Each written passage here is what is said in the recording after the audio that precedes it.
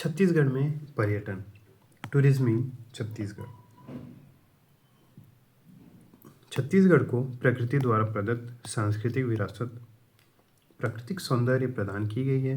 यहाँ की विशाल पर्वत श्रृंखलाएं एवं अविरल प्रवाहित पवित्र नदियाँ, सुंदर अद्भुत राजमहल, विचित्र गुफाएं, आकर्षक जलप्रपात, गुफाओं की चट्टानों में पेंटिंग, हरा भरा पठार के अतिरिक्त यहाँ हिंदू राजाओं की सभ्यता, बौद्ध और जैनों की अहिंसा, शैव की साधना, मराठों की वीरता तथा अंग्रेजों का शासन व्यवस्था का सुंदर सामंजस्य देखने को मिलता है। एक ओर दंडकारण्य जैसा मनोरम वन क्षेत्र है, तो दूसरी ओर सिरपुर, रतनपुर और मल्हार अपनी प्रागैतिहासिक मनोहरता से मोहित करने वाले ऐतिहासिक नगर हैं। राजिम और श्रीनारायण जैसे पावन तीर्थ स्थल हैं। भारतीय इतिहास, पुरातत्व और संस्कृति के क्षेत्र में छत्तीसगढ़ का स्थान महत्वपूर्ण है। यहाँ की प्रकृति, संस्कृति, वन्यजीव और दस्तकारी पर्यटकों के लिए स्वर्ग के समान है। यहाँ के समृद्ध वन पर्यटकों के लिए आकर्षण का केंद्र है। छत्तीसगढ़ के 11 वन प्राणी अभ्यारण्यों और 4 राष्ट्रीय उद्यानों पर गर्व है। बस्तर का मैना राजकीय पक्षी है, जंगली भैंसा राजकीय पशु है। बस्तरिया मैना अपने मधुर स्वर के लिए बड़ा प्रसिद्ध है। उदंती और इंद्रावती टाइगर रिजर्व में इन वनों में वन भैंसे पाए जाते हैं। पर्यटन का अन्य आकर्षण प्रदेश के उत्तर तथा दक्षिण में नदियों द्वारा निर्मित अद्भुत सुंदर जलप्रपात का दृश्य है, जिसमें इंद्रावती नदी द्वारा निर्मित चित्रकूट जलप्रपात है, जिसको छत्तीसगढ़ का नियाग्रा प्रपात कहते हैं। गुजरती हुई तेजी से ऊपर से नीचे की ओर गिरता हुआ श्वेत जल का प्रवाह चारों ओर हरियाली के मध्य दिखाई देता है। नीला आकाश दृश्य को मनोरम एवं आकर्षक बना देता है। छत्तीसगढ़ में राष्ट्रीय एवं अंतर्राष्ट्रीय महत्व के 117 पर्यटन स्थल चिन्हित किए गए हैं। राज्य में स्थित पूरा संपदा के संरक्षण एवं संवर्धन की दिशा में आगे बढ़ते हुए भोरमदेव, मड़वा महल, बालोद, ताला का मंदिर, शिरपुर, बारसूर और डिपाडीह जैसे 58 स्मारकों को सुरक्षित घोषित किया गया है। पर्यटन के उद्देश्य, छत्तीसगढ़ के विभिन्न पर्यटन स्थलों को प्रचार के माध्यम से देश विदेश में प्रचारित करना, पर्यटन स्थलों पर पर्यटकों के लिए उनकी मूलभूत सुविधाएं उपलब्ध कराना, मूलभूत सुविधाएं विकास करने के लिए निजी निवेशकों को आमंत्रित करना, राज्य की समृद्धि एवं विविध सांस्कृतिक विरासत को सुरक्षित रखने का प्रयत्न करना। Administrative and transport of Dandakaranya region, ये कांकेर, नारायणपुर, कोंडागांव, बस्तर, जगदलपुर, दंतेवाड़ा, सुकमा, बीजापुर। राज्य में पर्यटन को बढ़ावा देने के लिए विशेष प्रयास करना, पर्यटन के बारे में विशेष जानकारी देने के लिए विभिन्न कार्यक्रम आयोजित करना, पर्यटन के विकास के लिए सेमिनार, वर्कशॉप, प्रदर्शनी, टूर तथा शैक्षणिक भ्रमण का आयोजन करना, पर्यटन की संभावनाओं को विकसित करने के लिए पर्यटन प्रमोशन एजेंसी को बढ़ावा देना। उपरोक्त कार्यक्रम के माध्यम से पर्यटन को बढ़ावा दिया जा सकता है। महाविद्यालय एवं विद्यालयों में छत्तीसगढ़ के पाठ्यक्रम में पर्यटन को अनिवार्य किया जाना, पर्यटन में जाने वाले छात्र छात्राओं को शासन की ओर से यातायात में छूट की व्यवस्था प्रदान की जानी चाहिए। छत्तीसगढ़ के पर्यटन क्षेत्र को प्रादेशिक विभागों के आधार पर 4 भागों में विभाजित करते हैं। दंडकारण्य प्रदेश के पर्यटन स्थल, पूर्वी बघेलखंड के पर्यटन स्थल, जसपुर कुसमी पाट प्रदेश के पर्यटन स्थल, महानदी बेसिन के पर्यटन स्थल। सबसे पहला है दंडकारण्य के पर्यटन स्थल। बस्तर पर्यटकों का स्वर्ग, छत्तीसगढ़ का कश्मीर बस्तर जनजातियों का निवास स्थल है तथा प्राकृतिक संसाधनों से परिपूर्ण है। यहाँ के प्राकृतिक सौंदर्य और शांत वातावरण, चारों ओर के घने जंगल एवं पर्वत श्रेणियां, प्रवाहित नदियां, जलप्रपात, प्राकृतिक गुफाएं, प्राकृतिक उद्यान इत्यादि पर्यटकों को अपनी ओर आकर्षित करती हैं। जनजातियों की कला एवं संस्कृति बस्तरियों की प्राचीन धरोहर है। इसी कारण बस्तर को छत्तीसगढ़ का कश्मीर कहते हैं। झाड़ियों और बांस के बीच सघन वनों के मध्य कहीं कहीं सूर्य प्रकाश दिखाई नहीं देता। साल, सागौन, शीशम और बीजा जैसी कीमती लकड़ियों के सघन वन हैं। ऊंची पहाड़ियों से ठंडी शीतल जल से नदियां प्रवाहित होती हैं, जो मार्ग में घाटी, गुफा, जलप्रपात, आकाश को छूती हुई हरी भरी पर्वतीय चोटियां, बांस की छड़ियां और उसमें बनी कुटियां निडर आदिवासियों की जीवन के ढंग और उनकी संस्कृति पर्यटकों के हृदय को स्पर्श कर लेती हैं। केसकाल घाटी, बस्तर का किला, जगदलपुर, दंतेवाड़ा तथा यहाँ की हस्त निर्मित वस्तुएं तथा दो सुंदर जिले गंगा मुंडा और दलपत सागर पर्यटकों के लिए आकर्षण का मुख्य केंद्र है। दंडकारण्य की सांस्कृतिक नगरी जगदलपुर। जगदलपुर इंद्रावती नदी के तट पर बसा हुआ एक महत्वपूर्ण ऐतिहासिक व सांस्कृतिक नगरी है। इसका प्राचीन नाम जगतुगुड़ा था। राजा ने राजधानी के लिए जगतू महाराज से जमीन खरीदी थी और अपनी राजधानी स्थापित की थी। इसके बाद जगदलपुर शहर को व्यवस्थित ढंग से बसाया गया और जगह जगह बड़ा बड़ा चौराहा बनाया। इसी कारण से चौराहों का नगर भी कहते हैं। यहाँ की प्राकृतिक सौंदर्य अद्वितीय है। चारों ओर वृक्षों की अधिकता के कारण यहाँ का वातावरण एवं पर्यावरण शांत है। यहाँ पड़ोसी राज्यों के लोग जैसे उड़ीसा, आंध्र प्रदेश, राजस्थान, बंगाल और पंजाब इत्यादि राज्यों से लोग आकर रहते हैं। यह देश का ऐसा नगर है जहाँ विभिन्न संस्कृति के लोग एक साथ मिलकर रहते हैं। बस्तर महाराजा का राजमहल दंडकारण्य के वैभव व गरिमा का जीता जागता उदाहरण है। राजमहल के अंदर मां दंतेश्वरी का मंदिर है। बस्तर दशहरा पर्व का प्रारंभ यहीं से होता है।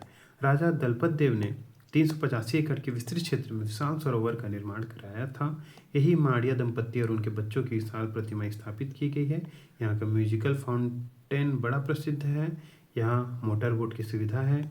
इसके मध्य में टीला है जिसमें शिव मंदिर स्थापित है। दलपत सागर तट पर बालाजी का मंदिर है। बालाजी का मंदिर दलपत सागर तट पर है। ये पहाड़ी मैना, बस्तरी मैना। मानव शास्त्रीय अजायब घर। यह कार्यालय सर्वे ऑफ इंडिया के कार्यालय में धरपुरा में स्थित है। यहाँ विभिन्न आदिवासियों के जीवन के ढंग को प्रदर्शित किया गया है। कलेक्ट्रेट परिसर, इसे सेवा सदन कहते हैं। परिसर में गांधी जी की सुंदर प्रतिमा के साथ ही उनके 3 बंदर की प्रतिमा लगवाया गया है। यहाँ गांधी जी के प्रिय भजन वैष्णव जन तो तेरे कहिए का सभी अधिकारी व कर्मचारी एक साथ गाते हैं। छत्तीसगढ़ के वन भैंसा। जगदलपुर का चौराहा प्रसिद्ध है, जिनमें शहीद पार्क, मूर्ति लाइन, मृगनयनी एम्पोरियम, अभिनंदन पार्क, लामनी पार्क, कोसा सेंटर, संजीवनी केंद्र, मेटगुड़ा नर्सरी पर्यटकों के लिए आकर्षण का केंद्र है। यहाँ का काष्ठ कला, मृदा कला, लौह शिल्प आकर्षण का केंद्र है। रायपुर रोड पर एक पहाड़ी पर बस्तर हाट विकसित किया गया है। जगदलपुर गिदम रोड में राजकीय पक्षी मैना पाला गया है जो नमस्ते साहब कहती है। केसकाल घाटी, फूलों की घाटी। दंडकारण्य का प्रवेश द्वार केसकाल घाटी है। केसकाल की घाटी से ही आगे बस्तर की पठारी भूभाग का प्रारंभ होता है। छत्तीसगढ़ के मैदान को चारमा घाटी अलग करती है। केसकाल की घाटी में तीव्र घुमावदार 12 मोड़ हैं। केसकाल की घाटी में सुंदर सुगंधित फूलों का खजाना है। फूलों का समूह घाटी के सौंदर्य को कई गुना बढ़ा देती है। रायपुर जगदलपुर राष्ट्रीय राजमार्ग क्रमांक 30 पर रायपुर से जगदलपुर की ओर 169 किलोमीटर की दूरी पर स्थित है। केसकाल से रायपुर की ओर निकलते ही 5 किलोमीटर की भयानक डरावनी यात्रा प्रारंभ हो जाती है। सड़क के दोनों ओर गहरी घाटियां दिखाई देती हैं, जिसे देखने पर जी घबराता है। इसी घाटी के मध्य में तेलिन माता का मंदिर है। तो केसकाल घाटी में कौन सा मंदिर है? तेलिन माँ का मंदिर है।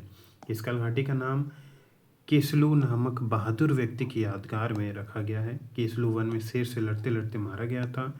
इसके सबसे ऊंचे भाग पर पंचवटी का निर्माण वन विभाग द्वारा कराया गया है।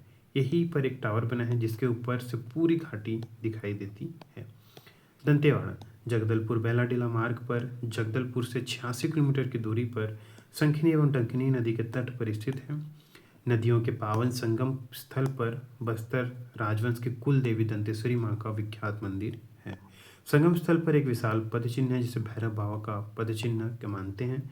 इसके दूसरे किनारे पर बाबा भैरव का मंदिर है। मंदिर के पास एक चूड़ी डोंगरी है। दंतेश्वरी देवी को दुर्गा माँ का स्वरूप तथा 52 शक्तिपीठ में से एक मानते हैं। भगवान विष्णु ने सुदर्शन चक्र से सती के शव को खंड खंड कर डाला, जिसकी संख्या 52 थी। जिन स्थलों पर सती के पार्थिव शरीर का अंग गिरा, वहाँ शक्तिपीठ की स्थापना हुई। बस्तर के लोगों में दंतेश्वरी माँ के प्रति इतनी श्रद्धा है कि दुर्गा पक्ष में जगदलपुर से श्रद्धालुगण पैदल नंगे पांव 87 किलोमीटर दूर दंतेवाड़ा पहुंचकर मां के दर्शन करते हैं और शंखिनी डंकिनी के संगम में स्नान करके वहां का जल एकत्रित करके ले जाते हैं। ऐसी मान्यता है कि संगम के जल के छिड़कने से प्रेत बाधा दूर हो जाती है। कांकेर दंडकारण्य प्रदेश का प्रवेश द्वार व जिला मुख्यालय है। रायपुर जगदलपुर मार्ग पर रायपुर से 139 किलोमीटर की दूरी पर यह ऐतिहासिक एवं सांस्कृतिक नगर को दूध नदी 2 भागों में बांटती हुई निकल जाती है। सन 1800 के पूर्व कांकेर रियासत की राजधानी गड़िया पहाड़ के ऊपर समतल मैदान पर स्थापित थी। कुछ समय बाद पहाड़ के नीचे कांकेर में राजधानी स्थानांतरित की गई। एक किंवदंती के अनुसार कंडर राजा ने गड़िया पहाड़ के ऊपर 2 सरोवर बनवाए, लेकिन उस तालाब में पानी नहीं भरता था। सुनई और रुपई लड़कियां उस सूखे तालाब में पोला त्योहार के दिन खेल रही थीं। उसी समय उस तालाब में स्वतः पानी भरना प्रारंभ हुआ और दोनों बालिकाएं जल में डूब गईं। उसी समय का भरा हुआ पानी कभी नहीं सूखता। कांकेर में दुर्गा के 9 रूपों के आकर्षण स्वरूपों की उपासना पूजा की जाती है। राजा पद्मदेव ने सिंहवासिनी मंदिर निर्मित कराया था। उसमें आदिशक्ति माँ की मूर्ति स्थापित कराई।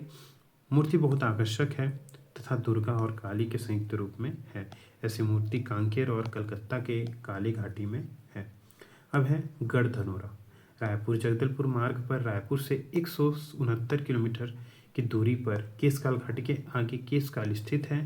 यह गांव पुरातत्व की दृष्टि से बड़ा महत्वपूर्ण माना जाता है। धनोरा गांव के पास किला स्थित होने के कारण इसे गढ़ धनोरा कहते हैं। यह गांव एक पहाड़ी के पास ही स्थित है, जिसके कारण यहाँ के प्राकृतिक दृश्य बड़ा मनोरम है। इसी के पास एक छोटा सा नाला है। इसी नाला के किनारे किनारे वराहराज राजा ने शिव तथा विष्णु के 22 मंदिरों का निर्माण करवाया था। यहाँ के विशाल शिवलिंग के दर्शन के लिए दूर दूर से पर्यटक यहाँ आते हैं। इतिहास के शोध छात्राओं के लिए एक महत्वपूर्ण स्थल है। समलूर बीजापुर राष्ट्रीय राजमार्ग पर 74 किलोमीटर पर दंतेवाड़ा में गिदम स्थित है। यहाँ से पश्चिम दिशा की ओर बीजापुर मार्ग पर 9 किलोमीटर जाने पर बाईं ओर एक पगडंडी दिखाई देती है। उसी पगडंडी के सहारे 3 किलोमीटर की दूरी पार करने पर आदिवासी गांव समलूर पड़ता है। इसी गांव में एक बहुत बड़ा तालाब है जहाँ शिव मंदिर स्थित है। यहाँ का शिवलिंग बलुआ पत्थर से निर्मित है। शिवलिंग का व्यास 3 फीट, शिवलिंग की ऊंचाई 4.5 फीट तथा इसकी जलहरी बहुत सुंदर है। शिव मंदिर की शिल्पकला अद्भुत है। मूर्ति के मध्य तथा ऊपरी भाग को घुमाने से अपने अक्ष पर मूर्ति चारों ओर घूम जाती है।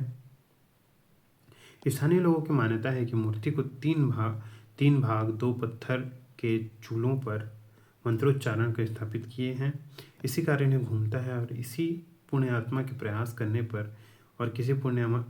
प्रयास करने पर तीनों खंड अलग अलग हो सकते हैं। जो पुण्य आत्मा ऐसा कर लेगा उसे अपार धन की प्राप्ति होगी। ऐसा कहा जाता है कि बाणासुर की राजधानी थी। वे प्रतिदिन स्नान करने समलूर के तालाब में आया करते थे। स्नान के पश्चात शिव मंदिर में जाकर शिव की पूजा किया करते थे। चिंगीतरई का शिव मंदिर जगदलपुर सुकमा मार्ग में बस्तर जिले में जगदलपुर से 35 किलोमीटर दूर दरभा स्थित है। दरभा में एक पगडंडी मार्ग है जहाँ से 8 किलोमीटर की दूरी पर पश्चिम भाग में आदिवासी गांव चिंगीतरई स्थित है। स्थानीय लोगों के अनुसार चिंगीतरई का अर्थ देवताओं का तालाब होता है। इसी तालाब के निकट जर्जर अवस्था में शिव मंदिर है। मंदिर के गर्भगृह में अद्भुत जलहरी युक्त शिवलिंग है जो बस्तर के अन्य शिवलिंगों से भिन्न है। जलहरी वर्तमान में जमीन के अंदर धंसा हुआ है, जिसके कारण शिवलिंग पाषाण कलश के ऊपर स्थित है। शिव मंदिर वास्तुकला की अनमोल धरोहर है। चिंगीतरई का शिव मंदिर का खजुराहो कालीन होने का उत्कल कारीगरों द्वारा निर्मित किए जाने का प्रमाण मिलता है। चिंगीतरई की वास्तुशैली में नागर शैली उत्तर भारत, द्रविड़ शैली दक्षिण भारत और बेसर शैली मध्य भारत का उत्कृष्ट नमूना मिलता है। तीन तरह के वस्तु शैली में नागर शैली उत्तर भारत, द्रविड़ शैली दक्षिण भारत, बेसर शैली मध्य भारत का उत्कृष्ट नमूना मिलता है। यह शोधार्थियों के लिए एक बड़ा उपयुक्त स्थल है। बड़े डोंगर दंडकारण्य के उत्तरी भाग में रायपुर जगदलपुर मार्ग पर स्थित कोंडागांव जिले में फरस गांव स्थित है। फरस गांव से दक्षिण पश्चिम भाग में 18 किलोमीटर दूर पर दुर्गम सघन वन है जो चारों ओर दुर्गम पहाड़ियों एवं गहन वनों से घिरा हुआ है। बड़े डोंगर गांव स्थित है। बड़े डोंगर का स्थानीय लोग बड़े पहाड़ से लगाते हैं। बड़े डोंगर का अर्थ स्थानीय लोग बड़े पहाड़ से लगाते हैं। बड़े डोंगर के उत्तर पूर्व दिशा में भंडारीन डोंगरी पहाड़, पश्चिम दिशा में उत्तर पूर्व में भंडारीन डोंगरी, उत्तर पूर्व में भंडारीन डोंगरी, पश्चिम दिशा में महादेव डोंगरी, दक्षिण दिशा की ओर रणवीर डोंगरी पहाड़ी तथा उत्तर दिशा की ओर फरस गांव की विशाल पहाड़ियां हैं। बड़े डोंगर गांव की सीमा में एक पहाड़ी पर देवी मां दंतेश्वरी का प्राचीन मंदिर है। उसी पहाड़ी पर एक टुनटुनी पत्थर है जो अंदर से पोला है। इस पत्थर पर अलग अलग ढंग से आवाज देने पर अलग अलग आवाज सुनाई देता है। इसके आसपास 147 तालाब होने की बात कही जाती है। इस क्षेत्र में पारस पत्थर छिपे होने की बात कही जाती है। भोंगापाल बड़े डोंगर से 3 किलोमीटर दूर उत्तर पूर्व दिशा में सघन वन के भीतर एक टीला है जिसमें विशाल चैत्य मंदिर, सप्तमातृका का मंदिर तथा शिव मंदिर के भग्नावशेष मिले हैं। उसी के समीप तमूरा नामक एक पहाड़ी नदी प्रवाहित होती है। स्थानीय लोग चैत्य मंदिर टीला को डोकरा बाबा टीला कहते हैं। सप्तमातृका टीला को रानी टीला कहते हैं। यहाँ के लोग बौद्ध प्रतिमा को तंत्र विद्या के देव गांडादेव तथा सप्तमातृका को गांडादेव की पत्नियां कहते हैं। 7 देवियां ब्रह्मणी, वैष्णवी, इंद्राणी, कौमारी, नागेश्वरी, वराही तथा नरसिंही है।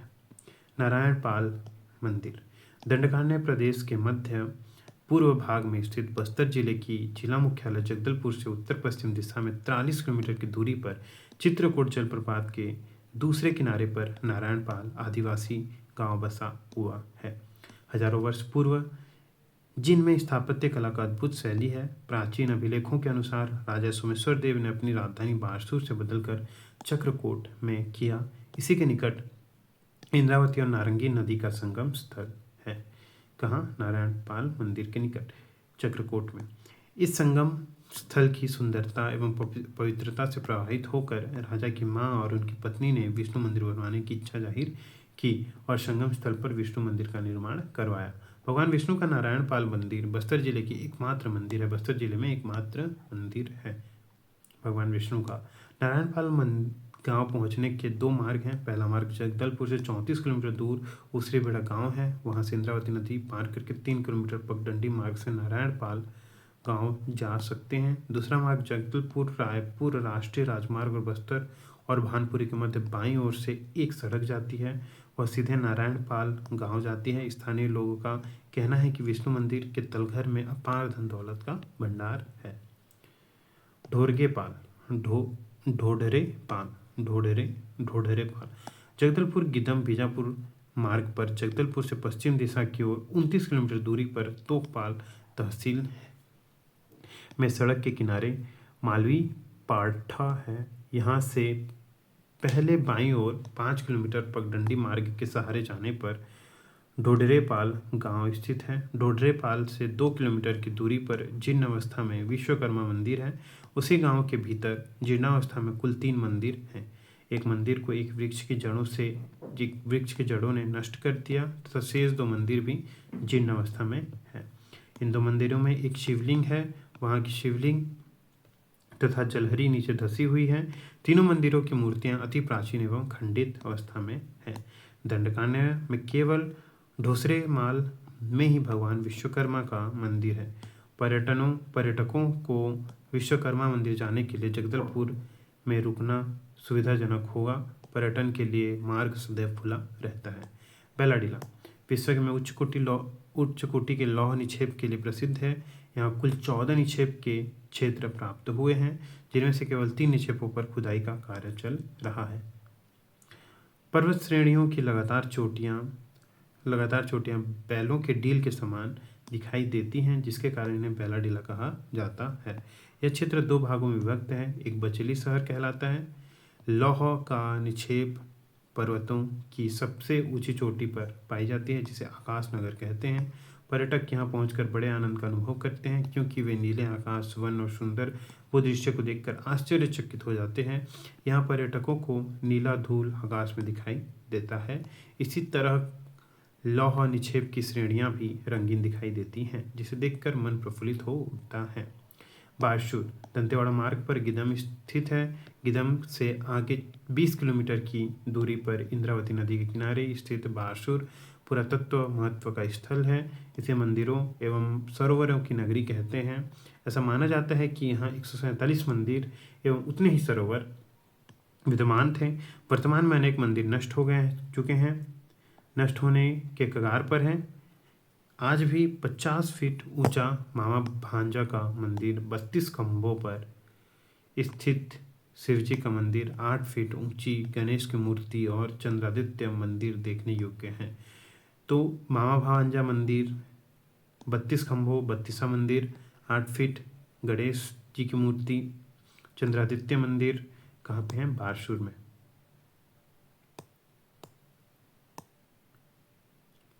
पर्यटन की दृष्टि से बारसूर अत्यंत महत्वपूर्ण स्थान है। गादिया पहाड़। जब राजा धर्मदेव ने गादिया पर्वत पर अपनी राजधानी बनाने की घोषणा की, जो प्राकृतिक दृश्यों से भरा हुआ था। पर्वत के ऊपर एक तालाब है जो कभी नहीं सूखता। उस तालाब का एक भाग सोनाई तथा दूसरा भाग रुपई कहलाता है। वास्तव में राजा धर्मदेव की 2 पुत्रियां थी, जिनका नाम सोनाई और रुपई था। इस तालाब के दक्षिण भाग में गुफा है, जिसे चूड़ी पगार कहते हैं। यह एक संकीर्ण गुफा है। राजा और उनका परिवार इस गुफा के अंदर आक्रमण के भय से छिपे रहते थे। इस गुफा में के एक भाग में लगभग 500 व्यक्तियों के रहने की व्यवस्था है। गादिया पहाड़ के नीचे दूध नदी बहती है। महाशिवरात्रि के अवसर पर यहाँ मेला लगता है। चित्रकूट जलप्रपात। दंडकारण्य प्रदेश के घने वन प्रांतर साल, सागौन, बांस आदि वृक्षों की झुरमुट में दहाड़ते हुए वन्य प्राणी घने काले बादल को देखकर नृत्य करते मयूर के झुंड, राजपक्षी मैना यहाँ आने वाले पर्यटकों के मन को मोह लेते हैं। इन्हीं प्राकृतिक अनुपम दृश्यों में से एक महत्वपूर्ण चित्रकूट जलप्रपात है। इंद्रावती नदी बस्तर के पूर्व भाग से दंडकारण्य प्रदेश में प्रवेश करती है और पूर्व से पश्चिम की ओर प्रवाहित होती हुई चित्रकूट के समीप जलप्रपात की चौड़ाई लगभग 200 मीटर तथा इंद्रावती नदी का जल 32 मीटर की ऊंचाई से नीचे गिरती हुई जलप्रपात बनाती है। वर्षा ऋतु में इस जलप्रपात की प्राकृतिक सौंदर्य कई गुना अधिक हो जाती है। ग्रीष्म ऋतु में भी जलप्रपात के स्थान पर बहुत अधिक जल कुंड में पानी भरा रहता है। दिन के समय जलधारा जब सूर्य की किरणें पड़ती हैं तो इंद्रधनुष सी रंग दिखाई देती हैं। नदी का जल अपनी घाटी के चट्टानों को पीछे की ओर काटती जाती रही है। दशहरा उत्सव के अवसर पर इस स्थान को प्रकाश करके सजाते हैं। तीरथगढ़ जलप्रपात। दंडकारण्य का यह जलप्रपात जगदलपुर कोंटा मार्ग पर 29 किलोमीटर की दूरी पर दाहिनी ओर मार्ग जाता है। यहाँ से 4 किलोमीटर आगे जाने पर बस्तर का एक खूबसूरत जलप्रपात तीरथगढ़ स्थित है। वर्षा ऋतु में तीरथगढ़ जलप्रपात कई धाराओं में विभक्त हो जाता है। कांगेर नदी की सहायक नदी मुनगा बहार नाला तीरथगढ़ गांव के निकट स्थित है। एक जलप्रपात का निर्माण करती है, उसे तीरथगढ़ जलप्रपात कहते हैं। कांगेर नदी की सहायक नदी मुनगा बहार नाला तीरथगढ़ गांव के निकट एक जलप्रपात निर्माण करती है, उसे क्या कहते हैं? तीरथगढ़ जलप्रपात।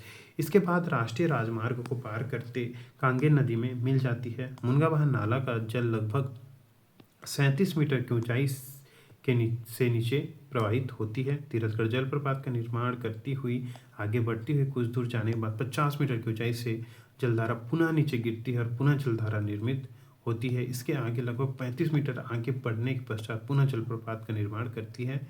इसके पश्चात आगे बढ़ती हुई थोड़ी दूर पर सीढ़ीदार ढाल के रूप में कई जलप्रपातों का निर्माण करती है। इस तरह जलप्रपात का निर्माण करती है। जलप्रपात 2 समूह में दिखाई देता है। ऊपरी हिस्से में प्रथम जलप्रपात कुंड के दूसरी ओर बड़ा जलप्रपात बाईं ओर है। इस तरह इस प्रपात की कुल ऊंचाई 100 मीटर से भी अधिक है। कांगेर नदी आगे चलकर कई छोटी छोटी जलप्रपातों का निर्माण करती हुई आगे चलकर लुप्त हो जाती है। तीरथगढ़ जलप्रपात बड़ा खतरनाक है क्योंकि यहाँ कई बार दुर्घटनाएं हो चुकी हैं। तीरथगढ़ जलप्रपात से 2 किलोमीटर की दूरी पर तीरथगढ़ गांव है। जलप्रपात के निचले भाग में नदी की जल की धारा वनों के मध्य से होती हुई चली जाती है, लेकिन वनों के समाप्त होने पर समतल भाग में नदी चौड़ी हो जाती है। चर्रे मर्रे जलप्रपात नारायणपुर जिले में चर्रे मर्रे जलप्रपात स्थित है। अंतागढ़ से आमाबेड़ा पहाड़ी पर 12 किलोमीटर की दूरी पर पिंजाडीन जलप्रपात है। पिंजाडीन नदी का उद्गम पिजाड़ी खेतों से निकलने वाले नाला निरगुड़ से है। पिंजाडीन पहाड़ी पर्वतीय भाग में होने के कारण गहरी और विसर्पण की आकृति में प्रवाहित होती है। इन्हीं चट्टानों के मध्य अंतागढ़ नदी कुतरी नदी प्रवाहित होती है। यह नदी ऊपर से नीचे की ओर सीढ़ीदार ढाल के रूप में प्रवाहित होती है। चर्रेमर्रे जलप्रपात में पानी लगभग 12 मीटर की ऊंचाई से गिरता है, जो बड़ा ही आकर्षक प्रतीत होता है। रंग बिरंगे चट्टानों के मध्य वन प्राणियों का दिखाई देना पर्यटकों को बड़ा आकर्षित करता है। घाटियों में जगह जगह बने गड्ढे को यहाँ के लोग कड़ाही खोदरा कहते हैं। जलप्रपात के ठीक ऊपर ऊपरी भाग में हनुमान जी की 2 प्रतिमाएं बनी हुई हैं। मंदिर के पास उस मंदिर की प्रतिमा के खंडित टुकड़े को वहां के स्थानीय निवासी ताली बजाकर पत्थर के टुकड़ों को हनुमान मंदिर में चढ़ाते हैं और ऐसा मानते हैं कि हनुमान भगवान इन्हें स्वीकार करते हैं। यहाँ के समतल मैदानी भाग ट्रेकिंग के लिए उपयुक्त है। मलाच कुंडम जलप्रपात कांकेर से 18 किलोमीटर दूर मलाच कुंडम जलप्रपात है। स्थानीय लोग के अनुसार मलाच कुंडम से तात्पर्य मलाच गड्ढा को कहते हैं। कुडुम नाम का एक मछली होती है जो सांप की तरह फुफकारती है। यह मछली दूध नदी के उद्गम स्थल पर बड़ी संख्या में पाई जाती है। मलाच कुडुम जलप्रपात तक पहुंचने के लिए ग्रेनाइट की चट्टानों से निर्मित घाटियों को पार करना पड़ता है। मलाच कुडुम जाने के लिए कांकेर के गढ़ पिछवाड़ी इछापुर मर्दापोटी होते हुए पहाड़ी के ऊपर स्थित बस्ती में पहुंचते हैं। अपने वाहन को इसी बस्ती में छोड़कर आगे पैदल चलकर जलप्रपात तक पहुंचा जाता है। इस जलप्रपात तक पहुंचते तक क्रमशः 3 प्रपात मिलते हैं जो सीढ़ीनुमा दिखाई देते हैं।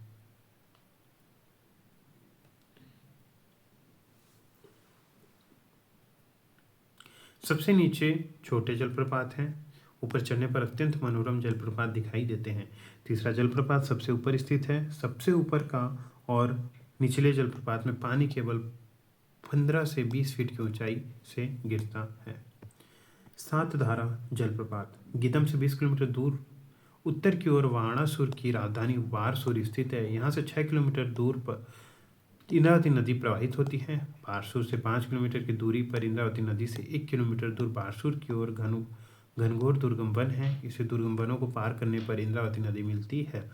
यहाँ से इंद्रावती नदी अपनी घाटी को गहरी करती हुई आगे बढ़ती है। इसे ही इंद्रावती नदी की सतधारा कहते हैं। ये सभी सातों धार ऊंचे भागों से एक गहरे गर्त में गिरते हैं और जलप्रपात का निर्माण करते हैं। यहाँ के स्थानीय लोगों ने जहाँ जल की धारा कम चौड़ी है वहाँ पर लकड़ी डालकर अस्थायी पुल बना दिए हैं, जिससे ग्रामीणों का आवागमन होता है। वर्षा ऋतु में ये 7 अलग अलग धाराएं एक में मिलकर प्रवाहित होती हैं। जब वर्षा का जल कम होता है तो उसके बाद सितंबर अक्टूबर माह में 7 धारा जलप्रपात दिखाई देने लगता है। कांगेर घाटी जलप्रपात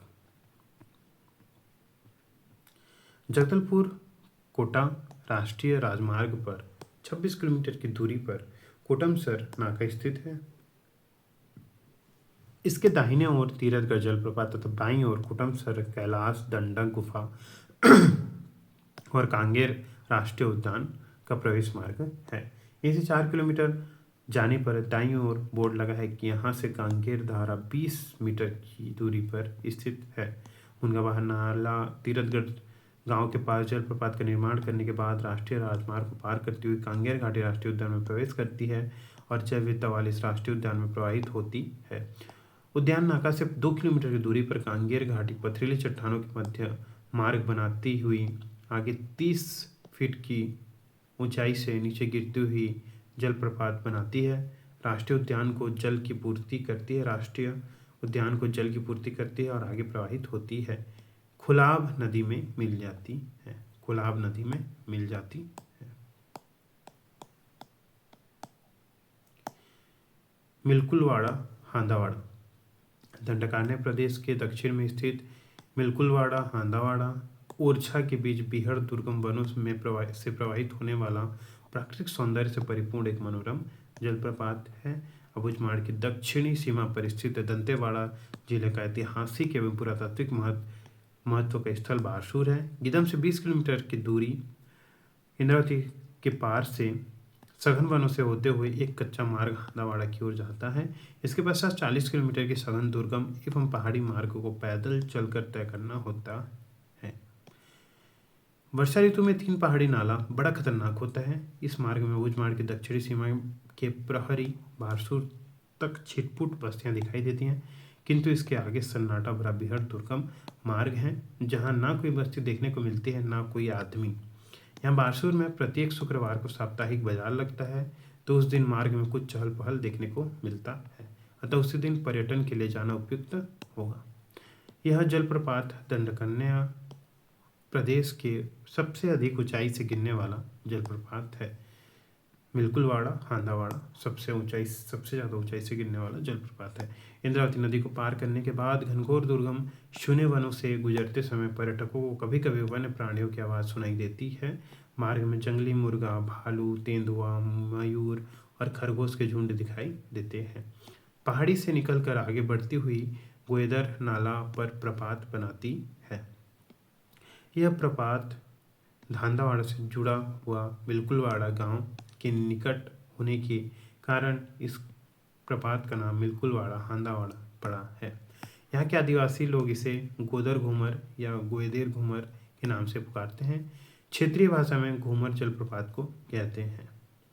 मयूरा जलप्रपात तांबड़ा घूमर जगदलपुर से 39 किलोमीटर की दूरी पर छत्तीसगढ़ प्रसिद्ध चित्रकूट जलप्रपात है, जिसे मिनी नियाग्रा कहते हैं। इंद्रावती नदी पर निर्मित चित्रकूट प्रपात से 3 किलोमीटर पूर्व बाईं दिशा की ओर एक रास्ता मरडूम बारसूर की ओर जाता है। यहीं से 14 किलोमीटर की दूरी पर मारडूम का ही एक पारा है जिसे घूमर पारा कहते हैं।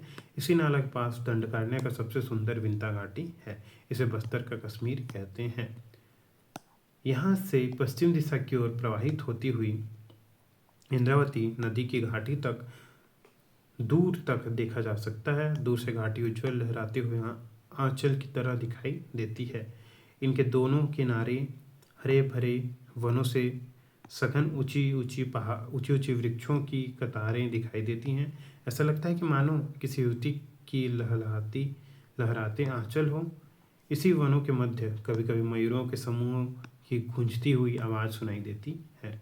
स्थानीय लोग मयूर को तांबड़ा कहते हैं। घूमर पारा के समीप नाला प्रवाहित होती है, इसी कारण नाला या बहार के आसपास मयूर या तांबड़ा पक्षियों को झुंड घूमते देख सकते हैं, अतः इस नाले को तांबड़ा बहार कहते हैं। यहाँ के लोग जलप्रपात को अपनी बोली में घूमर कहते हैं। नोगोबागा जलप्रपात दंडकारण्य के सबसे दुर्गम पठारी पर्वतीय क्षेत्रों से चारों ओर से दुर्गम वनों से घिरी हुई छारा घाटी पर स्थित है। यह नारायणपुर जिले में स्थित है, जो अबुझमाड़ क्षेत्र में स्थित है, जो दंडकारण्य का सबसे दुर्गम क्षेत्र माना जाता है। कोंडागांव से नारायणपुर जाने के लिए पक्की सड़क है। इसकी दूरी लगभग 55 किलोमीटर के आसपास है। नारायणपुर से दक्षिण की ओर छोटे डोंगर जाने के लिए एक सड़क मार्ग है। इसी मार्ग पर फरसगांव है। फरसगांव से आगे निकलने पर 4 किलोमीटर लंबी एक दुर्गम झारा घाटी है। झारा घाटी से 2 किलोमीटर आगे एक पगडंडी मार्ग है। इसी मार्ग पर छोटी छोटी पहाड़ियाँ नदियाँ आकर मिलती हैं। इसी संगम से 150 मीटर की दूरी पर एक जलप्रपात स्थित है, जहाँ नदी का जल 50 फीट की ऊंचाई से गिरता है। नोगोबाबा जलप्रपात वहाँ स्थित है। इस दुर्गम क्षेत्र के बारे में पर्यटकों को अधिक जानकारी नहीं है। इस दुर्गम स्थल के चारों ओर दुर्गम पहाड़ियाँ हैं। इस झारा घाटी के आसपास हिंसक वन्यजीव प्राणियाँ विचरण करते हैं।